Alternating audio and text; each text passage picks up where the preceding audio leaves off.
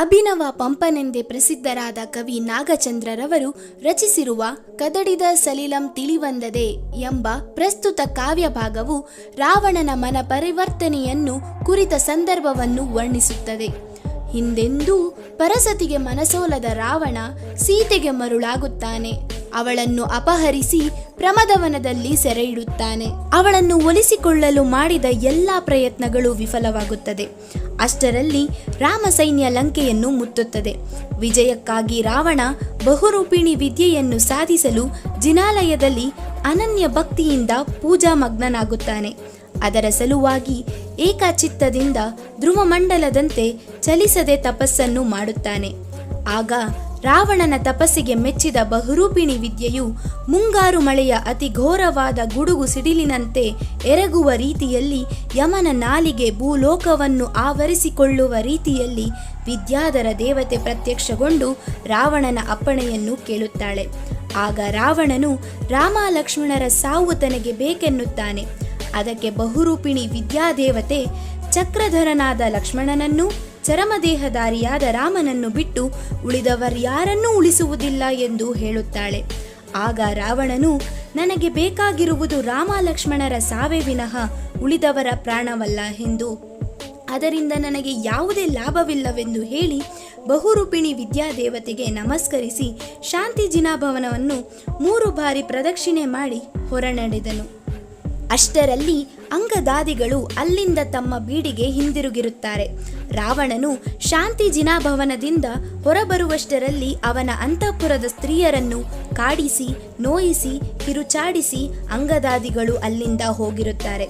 ತನ್ನ ಅಂತಃಪುರದ ಸ್ತ್ರೀಯರನ್ನು ನಿಂದಿಸಿದ ಸೊಕ್ಕಿದ್ದವರಾದ ಅಂಗದಾದಿಗಳನ್ನು ಇಕ್ಕುವ ಕೋಪದಿಂದ ಏಟು ತಿಂದ ಸಿಂಹನಂತೆ ಬಂದ ರಾವಣನ ಕೈಗೆ ಅಂಗದಾದಿಗಳು ಸಿಗಲಿಲ್ಲ. ಆದರೆ ಮುಖಬಾಡಿ ನಿಂತಿರುವ ಮಾಯಾತನುಜೆಯಾದ ತನ್ನ ಪತ್ನಿ ಮಂಡೋದರಿಯನ್ನು ನೋಡುತ್ತಾನೆ.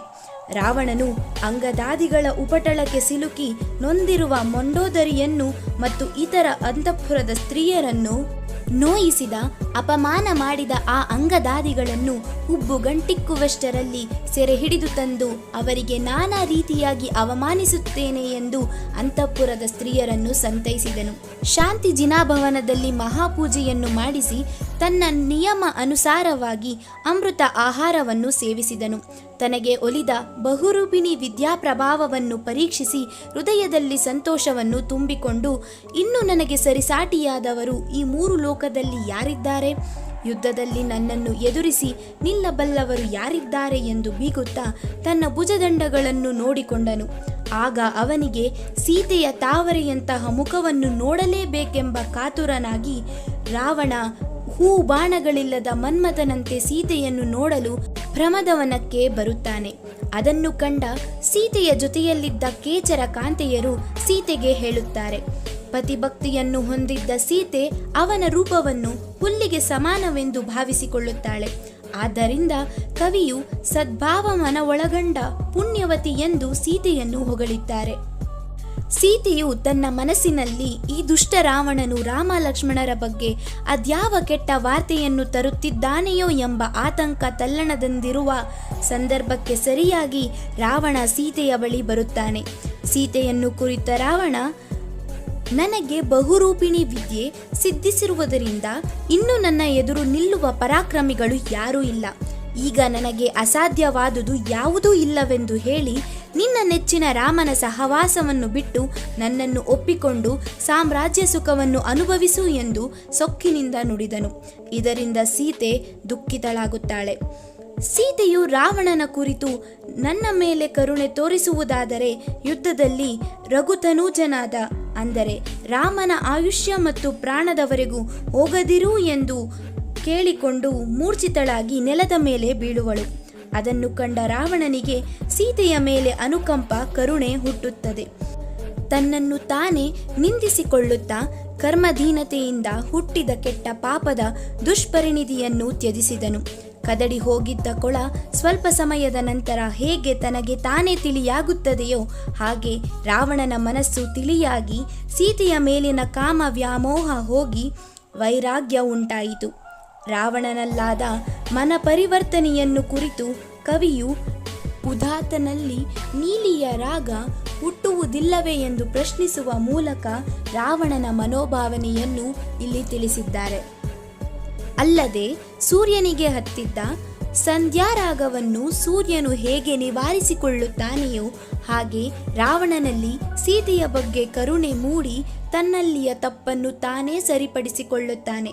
ನಂತರ ರಾವಣ ತನ್ನ ಹಿಂದಿನ ಸ್ವಭಾವದ ನಡವಳಿಕೆಯಿಂದ ನಿಂದು ತನ್ನ ಆಪ್ತವರ್ಗದವರಿಗೆ ಈ ರೀತಿಯಾಗಿ ಹೇಳುತ್ತಾನೆ: ಸೀತೆ ತನ್ನ ಗುಣದ ಪರಿಪಾಲನೆಗಾಗಿ ನನ್ನ ಕಡೆ ಮನಸ್ಸು ನೀಡಲಿಲ್ಲ. ನನ್ನ ದಿವ್ಯ ಭೂಷಣ ಸಂಪತ್ತು ರೂಪವನ್ನು ಬಯಸದೆ ಕೇಚರರ ರಾಜ್ಯಲಕ್ಷ್ಮಿಯನ್ನು ಹುಲ್ಲಿಗೆ ಸಮಾನವಾಗಿ ಭಾವಿಸಿದಳು. ಮೊದಲೇ ಪೌರುಷ ಪ್ರಣಯಿಯಾದ ನಾನು ತಿಳಿದು ತನ್ನ ಪಾಪ ಕಾರ್ಯದಿಂದ ಗುಣಹಾನಿಯಾಗುವುದನ್ನು ಅಪೇಕ್ಷಿಸುವನೇ ಎಂದನು. ಪ್ರಾಣಪ್ರಿಯರಾದ ರಾಮ ಸೀತೆಯನ್ನು ತನ್ನ ವಿಧಿವಶದ ಛಲದಿಂದ ದೂರ ಮಾಡಿದ ಅಪಕೀರ್ತಿಗೆ ಗುರಿಯಾದೆ. ಅಲ್ಲದೆ ನನ್ನ ಅವಿವೇಕತನದಿಂದ ನನ್ನ ಪೂರ್ವಜರು ಕಾಪಾಡಿಕೊಂಡು ಬಂದಿದ್ದ ಕುಲ ಮರ್ಯಾದೆಯನ್ನು ನಾನೇ ನಾಶ ಮಾಡಿದಂತಾಯಿತು. ತನ್ನ ಸ್ವಂತ ತಮ್ಮನಾದ ವಿಭೀಷಣನ ಒಳ್ಳೆಯ ಮಾತುಗಳನ್ನು ಕೇಳದೆ ಅವನಿಗೆ ಹೊಡೆದು ಅವಮಾನಿಸಿ ನಿಂದಿಸಿ ತಮ್ಮ ಎಂಬ ಬಾಂಧವ್ಯವನ್ನು ನೋಡದ ದುಷ್ಟ ನಾನು.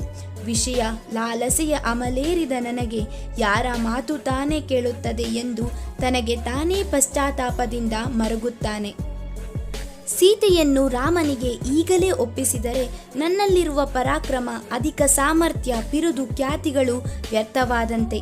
ಆದ್ದರಿಂದ ಯುದ್ಧ ಭೂಮಿಯಲ್ಲಿ ರಾಮ ಲಕ್ಷ್ಮಣರನ್ನು ಸೋಲಿಸಿ ಆನಂತರ ಸೀತೆಯನ್ನು ಅವರಿಗೆ ಒಪ್ಪಿಸುವ ಮೂಲಕ ನನ್ನ ಪಾಪವನ್ನು ನಿವಾರಣೆ ಮಾಡಿಕೊಳ್ಳುತ್ತೇನೆ ಎಂದು ನಿರ್ಧರಿಸಿದನು. ಒಟ್ಟಾರೆಯಾಗಿ ರಾವಣ ಈ ಪದ್ಯದಲ್ಲಿ ಒಬ್ಬ ಸ್ತ್ರೀಪರ ಚಿಂತಕನಂತೆ, ಸ್ತ್ರೀಯರಿಗೆ ಸಕಲ ಗೌರವ ನೀಡುವ ಒಬ್ಬ ಮಹಾನ್ ವ್ಯಕ್ತಿಯಂತೆ ಕಂಡುಬಂದರೂ ಕೂಡ ರಾವಣನಲ್ಲಿ ಮೂಡುವ ದುರ್ನಡತೆ ಕೇವಲ ವಿಧಿಲಿಖಿತ ಎಂಬುದನ್ನು ಈ ಕಾವ್ಯ ಭಾಗದಲ್ಲಿ ಕಾಣಬಹುದು.